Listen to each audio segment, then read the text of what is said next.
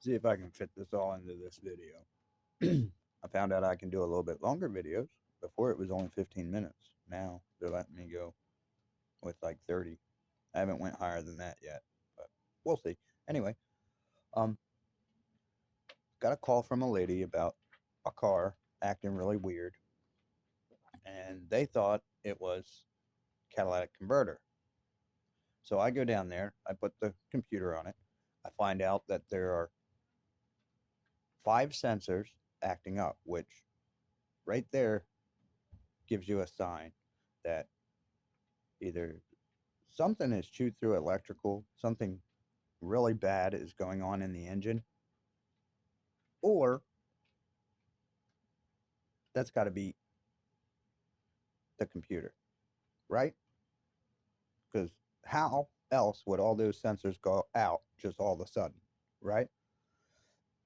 Now, I asked the customer, has this car been ran low on oil? Has oil changes been done, pretty regularly? She's like, yeah, we baby it. I go to look at the car, it's missing a stud, okay, on the passenger side. Oh yeah, I haven't even got to her van that I helped her with yet. Let me just get through this story. Okay, she wants to pay for parts, which we all know if they pick parts that are not quality, we could have parts fouling up, things not working correctly, right? Okay. My first suggestion to her was to change those 5 sensors because I did pull them out while I was there and clean them, and that didn't work. But it did show me that she had carbon all over her engine, and she had the back 2 corners of the valve cover gasket leaking, which all those things are not good at all. All show signs of neglect. Engine is dirty as hell. Air breather is all taken apart. So I didn't even mess with that. I just messed with the looking at the throttle body and the MAP sensor or the mass airflow sensor. And it was dirty, but you got to be very careful with cleaning those. And I didn't have the right cleaner for it with me, so I didn't clean that day. And I told her it needed an engine flush, and all those changed because I have already cleaned them and they are still malfunctioning. Okay, so I get all these codes taken off. She doesn't do the engine flush, which is the main problem. Right. Everybody knows if you keep running your car and just keep throwing oil in it without changing it, you have engine sludge, and that stuff will bake and turn into like a plastic. It'll be like a coating all over your engine, and it can destroy your timing. It can destroy every component in there. And as soon as I noticed all that, that's what told me why she was having a problem with gas, why she was having a problem with idle, why she was having a problem with her sensors. And she had one mechanic or somebody tell her that it's the catalytic converter. No, your catalytic converter is getting coated. That's why you have black stuff coming out, dripping out the tailpipe, which that should have gave you a sign. Your what she's got to do, she has basically 3 options. She can flush the hell out of it, check the timing. She can have me check the timing as I fix the valve cover. I've suggested all this to her. Okay, this has turned into like 4 or 5 trips to this car because she's like all over the place. She's not listening to the recommendations. Um, Still has not had the engine flushed. I replaced those and told her that the car will be running better, but we have to flush that engine. And her boyfriend or husband, the one that owns the car, decided to take it out and start running it for a week. Then it starts acting up again. And they're like, well, you didn't fix it. No, I never said could run it or drive it. I said it would be running and you still needed to do the engine flush. That's the main thing that's giving you a problem. She ignored it. Now she's trying to be like, well, you can't get paid unless it's running correctly. No, that's not the way it works. You did to neglect to this car. I'm baby stepping it because this is the way you set it up, and you're not listening to the crucial things you need done. So, no, that doesn't fall on me. You are controlling the labor payment and the products that are bought. So, therefore, it is on you. And I am a person that knows how to work on cars. I am very, very, very mechanically inclined.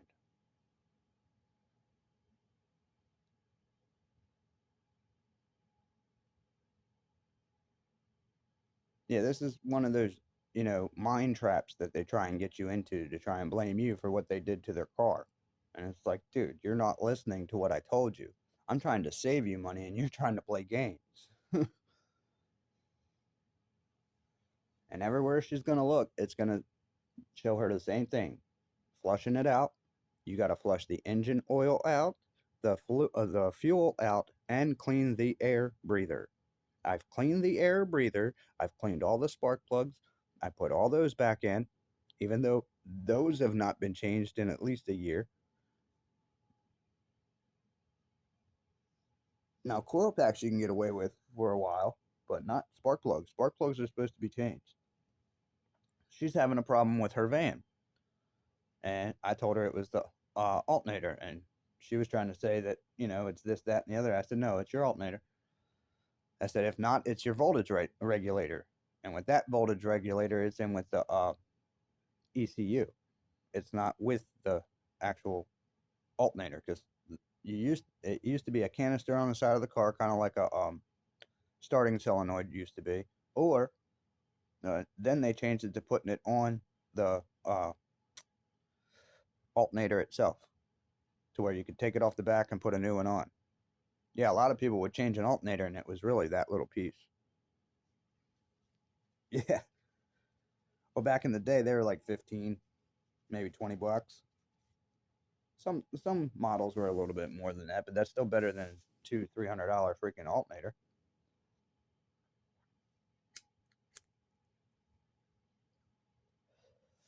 Yeah, but anyway, I'm trying to. It's a 2014. It had multiple owners before them, and it's paid off. So she's trying to keep it, which I understand. But you got to understand. Look at your options: replacing the engine,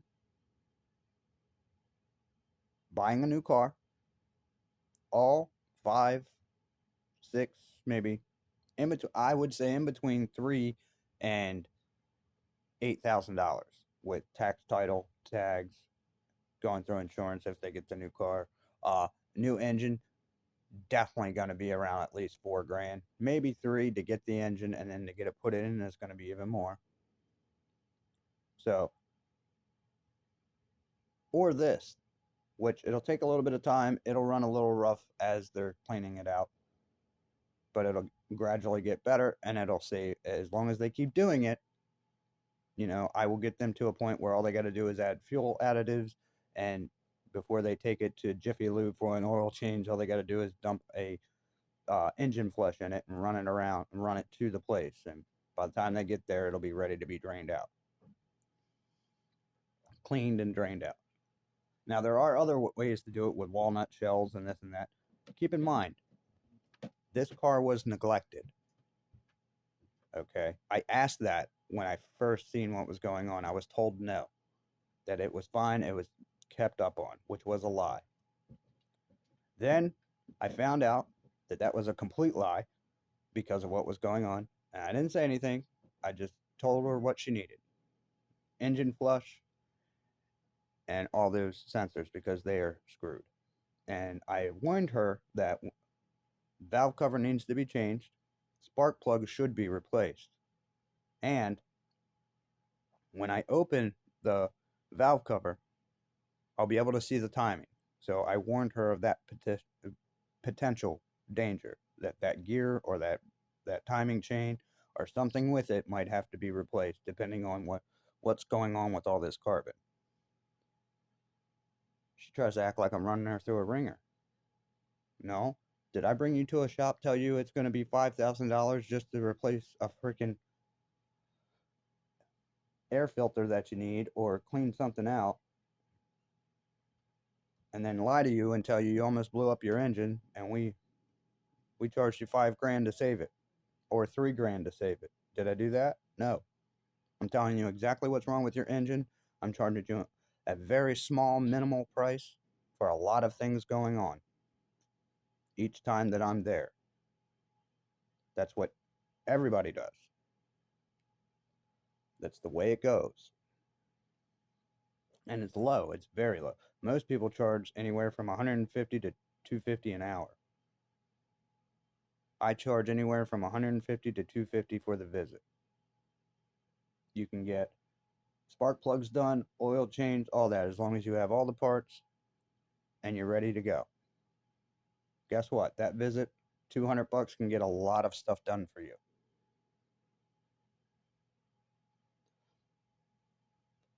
If you don't set yourself up like that, when I come to do it, then that's on you. I'm there. It's a 250 to 150 minimal charge, depending on how in depth everything is going to get, or I believe everything. If it changes, I got to tell you that because it's a car. It can seem like one thing, and you go to address that and you find a bigger problem. These are machines. That is very possible, especially with machines that have been neglected. And yes, that is neglect. They spend millions of dollars on these things. They tell you what is critical. You got to listen. Oil change is critical. That engine is the heart. If it gets congested and you don't clean it out, you will have a heart attack in your car. And that's basically what her car is about to have. That's basically what I'm doing, surgically removing slowly all the carbon at her budget rate. And she's doing things to mess with that and then trying to act like, well, it's not running the way I want it. So you shouldn't be You're not getting all this for free because you're not listening. You're moving stuff around, you're controlling material, labor, money, what gets done when I get there. If I get there and the materials I told you to get are not there and you have done changed the plan, then that is on you. That's not on me. And that means when you call me later for another visit, it's going to be another charge because now I have to come out again when I could have done it the first time I was there. But you didn't get it. Now, this is a person that tells me she doesn't play with money and I can trust her and blah, blah, blah, blah, blah. And she's been funny with money ever since. But I'm the only one that shows up and does what I'm supposed to do. But she acts like I'm the one who can't be trusted.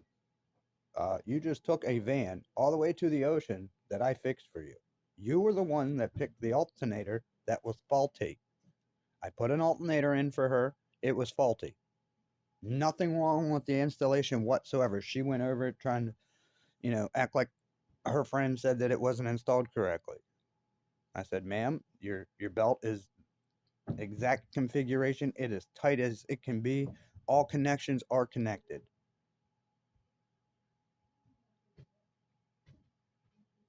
We pulled the negative off. It kept running. Well, I did. I pulled the negative off because that's a way to test it, and it kept running. That shows that your alternator's good. So I put it back on. I said it's got to be the ECU.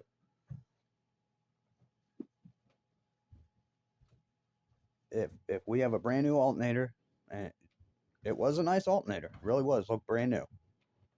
Duralast gold, black alternator, beautiful. I even complimented on it because I liked it because it wasn't the silver one. That's the normal one. I thought it was nice, but it must have had some type of glitch in it or something because she went and got a new one. I put that on in the middle of the night. And normally the 9th and the 10th of August, I don't work. My daughter passed away. I take those days to myself. I don't want to hear anybody's shit. I will work any day of the year, but there's certain days I will not. Nolan's birthday, the day the accident happened, Kirsten and Talon's birthday.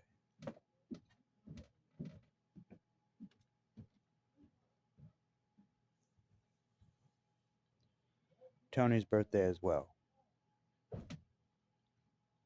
Tony and Nolan are both in April. Those are the only days I take off. I don't take off for any holidays. I don't take off for anything. I work 24 hours if I have to. This is the kind of stuff you can take advantage of. This is the kind of stuff that saves you money on a job that most garages would be charging you for the hours it's sitting in their yard and they're not even working on it. I don't do that. So see?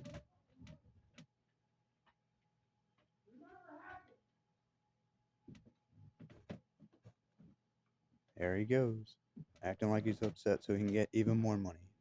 Just yelled at my mom for 20 bucks. He acts like a crackhead. Talking about my nephew. And like he's gonna beat up his grandparents if they don't give him 20 bucks.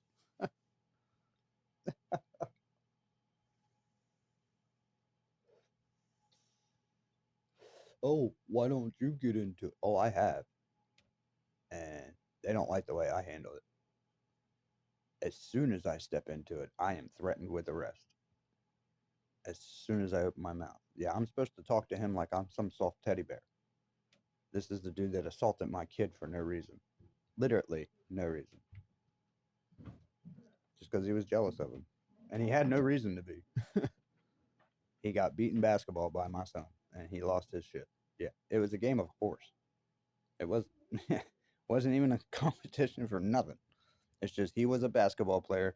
Everybody hyped him up that he was so great, and when David beat him, even my mom flipped out. Your son didn't beat him. You were at work.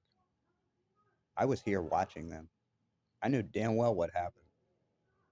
You're not going to tell me what the hell this kid just did. I watched it. He even threw a basketball at me because he was mad because I wouldn't let him attack David. Yeah, he tried to put him in a headlock and I separated him. I said, you touch my kid again, I'll beat your ass.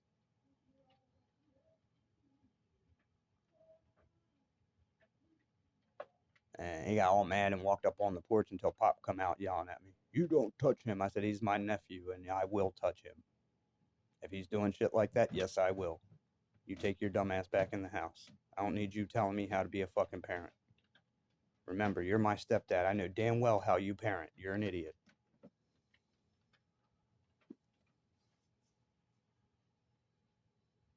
Oh yeah, he don't like that. Because he will pick one kid, most likely the oldest one, and he will give them everything, do everything with them, knowing that there's other grandkids watching this. And then when it starts fights and creates all kinds of shit, he's like, oh, well, I didn't do it. Yeah, you did. You deliberately did that. Well, I'm not spending all kinds of money on all these grandkids. Whoever said you had to spend that kind of money? You do it on your own. They talk you into it. Stop doing it.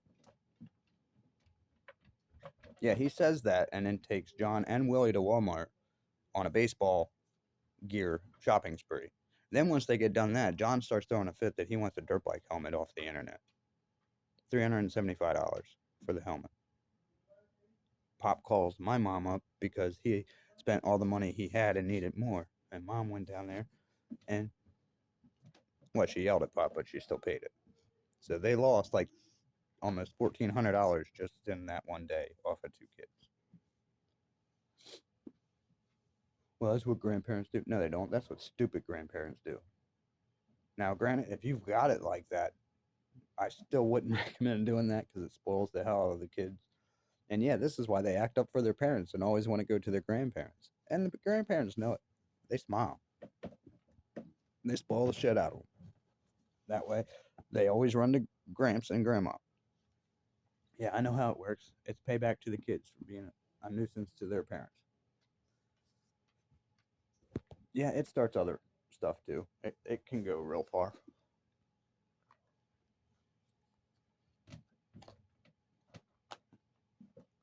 Yeah, sometimes it's a total like manipulation tactic from the grandparents because they're so consumed by that grandchild. Like my mom, she yelled at me saying that she had no maternal bond with my kids because she didn't raise them. But you're out here telling everybody that you pay for them, and you don't. Yeah, I was going through life. I had started life with nothing, mind you, nothing.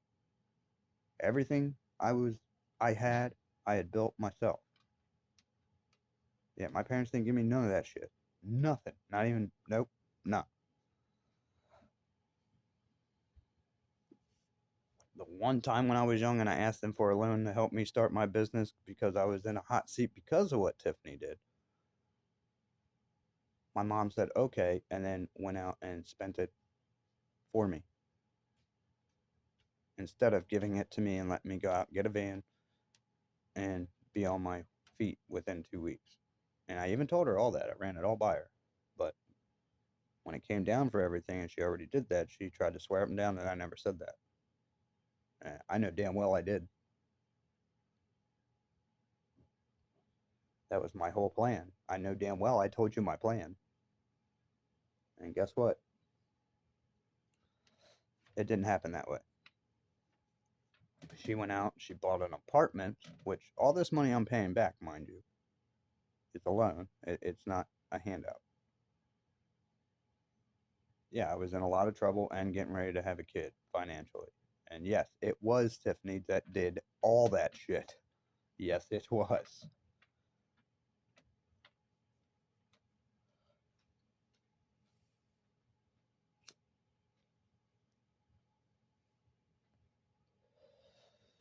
I don't know. I still don't know to this day why women do the little shit that they do. Of course, when you ask them, they come up with all kinds of bullshit. And then once you get through all that bullshit and show them that that was just your assumption. Oh, was it? They try and play stupid. They knew damn well what it was.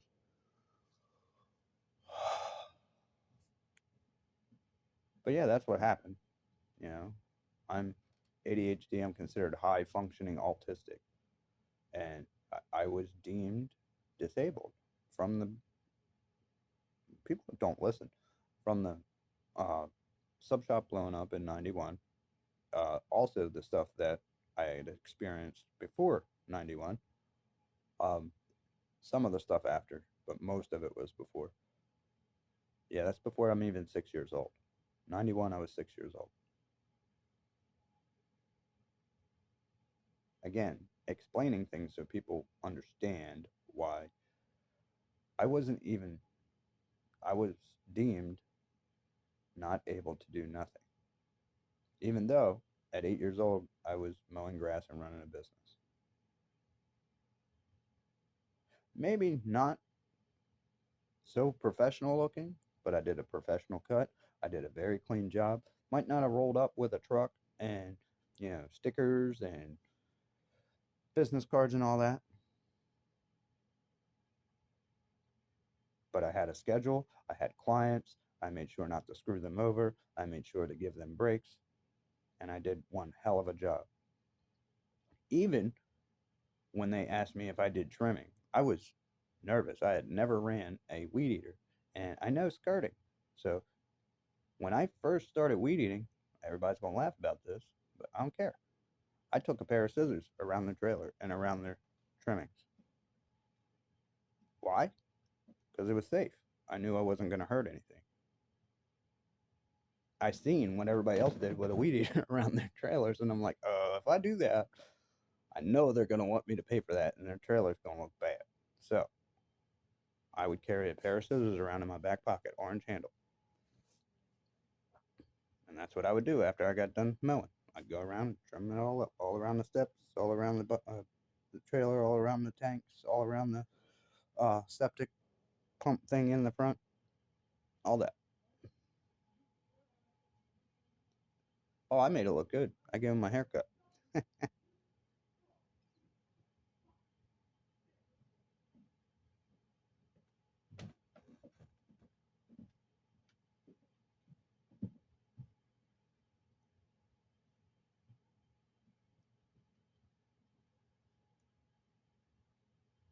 Yeah, older couples that I knew were, I could tell they weren't getting around easy or weren't able to do physical things. So it ain't like they needed their grass cut because they could do it and just didn't want to.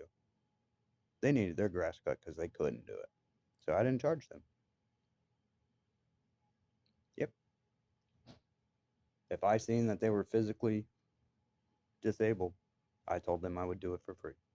I made plenty of money as a kid. I had my gas bill covered. Anything that happened to my mower was covered. So I wasn't worried about it. And they ended up giving me bikes and feeding me lunch, and so they paid me, just other ways, I guess. Yeah, this one lady I showed up, I've been cutting her grass for shit a couple years. I was like 9 or 10 when she did this, but I never had a bike. Everybody else was riding around with a bike, and she she said that she had bought one for one of her grandkids, and they didn't like it or something like that. So she showed it to me, and she asked me if I wanted it, and I said, "Are you sure?" And she said, "Yeah." Helmet, everything. Which I didn't really wear the helmet, but yeah, I rode that bike everywhere. I was also kind of leery of bikes because my stepdad bought us bikes when I was 7, and they were BMX bikes, nice bikes, but you had to put them together. And he put the goosenecks on backwards, and we didn't know. We're 7 years old. We didn't know that they were on backwards. We take them out, and we go to hit a ramp. Of course, first thing we do is head for a ramp. Well, I'm on the top of this big hill, so is my brother, and he goes first. And when he hits this ramp, he goes to pull up, and the handlebars come out, and he's just looking at his handlebars like, "What the?" And hit the ground. Dude, he was at least 15. No, I'm not exaggerating for kid stuff. He was a good 15, almost 20 feet in the air. And when his handlebars come out, dude, the look on his face, like, "Oh shit." I just stepped off my bike and threw it, like dropped it. I was like, "Fuck that, nope."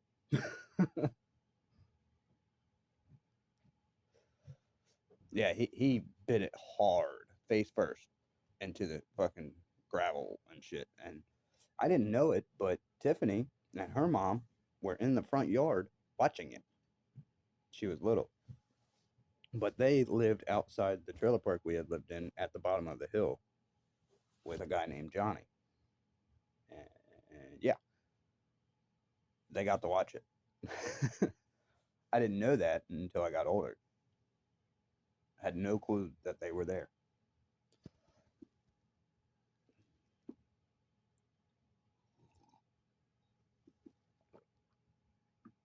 But yeah, Tony and Tiffany lived around me my whole life, and I knew Tony because his dad lived behind her uncle Mark. I never knew that was her dad and her uncle until after I got older and me and her dated.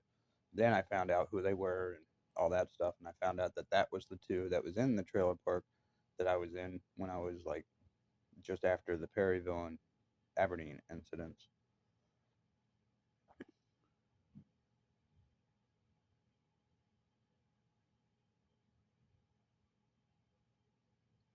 Oh, I'm almost at 30 minutes, so wow. I didn't know I was talking that long. See you, y'all.